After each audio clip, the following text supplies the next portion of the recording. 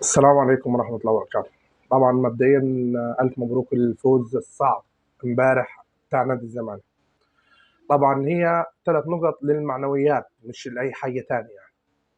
طبعا يعني نتمنى ان الانتصارات تيجي كده بإذن الله ويبقى الزمالك في مكانه الطبيعي بإذن الله بمشيئة الله بفضل الله أول الدوري. احنا نتمنى ايه نقول يا رب. تاني حاجة المشكلة بتاعت كهرباء. للناس اللي هم الاهلاويه، اصلا كهرباء يا عمي كهرباء واحد هارب وعليه فلوس زي اي حد هرب وعليه فلوس. يعني سيبكم من الاسطوانات اللي بتتكلم فيها. عاوزين تدفع الفلوس، الاهلي عاوز يدفع الفلوس يتفضل يدفع، مش عاوز يدفع الفلوس يقبل جمهوره يحط لسانه في بقه وما يتكلمش ولا يزيد في الزيطه اللي هو مش فاهم ايه فيه.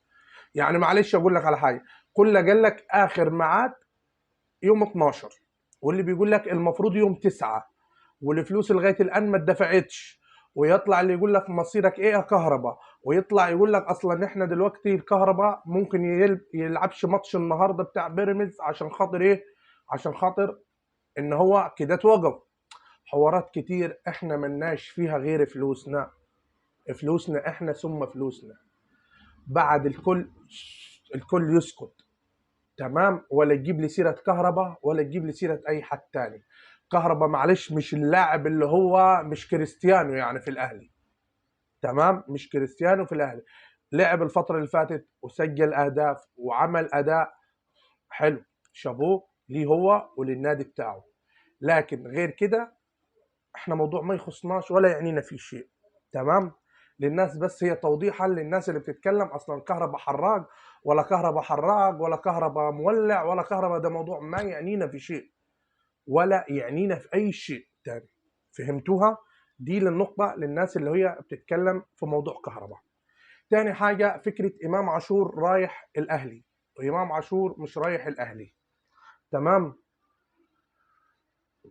مبدئيا برضو حوار ما يعنيناش. اتباع إمام عاشور راح الاهلي ما عندناش مشكله، بس للناس اللي هي شغاله تطبل وتزيد. مش امام عاشور ده اللي توقف 8 مباريات عشان شتم للخطيب وشتم على صالح سليم وشتم في الاهلي؟ عشان ما حدش فيكم يجي يقول لي نادي قيم ونادي ما بعدها. تمام. اقسم بعز جلاله الله انا كراجل زملكاوي انا ما يفرق معايا ان هو يروح طول ما قلعت التيشيرت بتاع الزمالك. انت لا تملي بصله بشيء. ساسي قلع تيشيرت الزمالك خلاص يا عم، هيعوز يرجع يوم ما يلبس اي لاعب يلبس تيشيرت الزمالك هقدر انا نوقف معاه. لكن انت قلعت التيشيرت انا موضوع ما يخصنيش. اصلا مصطفى محمد هيروح، مصطفى محمد هيجي، دي اسطوانات انا ماليش فيها الله غير لما تلبس التيشيرت بتاع النادي وتكلم فيها. نتكلموا في الملعب مش هنتكلموا في حاجه تاني. ما كان قبل مصطفى محمد تريزيجيه لو تفكروا، تريزيجيه يا اخوانا يا ريت يبقى عقلنا فاهمين احنا بنتكلم في ايه. ما يبقاش لو مؤاخذه زي القطيع اللي هم الجماعه يسخرونا واحنا نمشي وراهم. موضوع كهرباء انا وضحت لك فيه، موضوع امام عاشور انا موضح لك فيه، موضوع مصطفى محمد انا وضحت لك فيه. يا سيدي القصه كلها اللي عاوز يلبس تيشيرت اي نادي هو شايفه في صالحه، ده حاجه ترجع له هو. تمام. فكره اصلا قصه مؤامرات ومش عارف ايه، انا مش هنتكلم في مؤامرات ولا هقول ولا هعيد، ان هي واضحه وباينه مين اللي بيتآمر على مين ومين اللي هو سيد مين. الموضوع ده مش هنتكلموا فيه عشان مش ناقصين جدل اكتر من كده.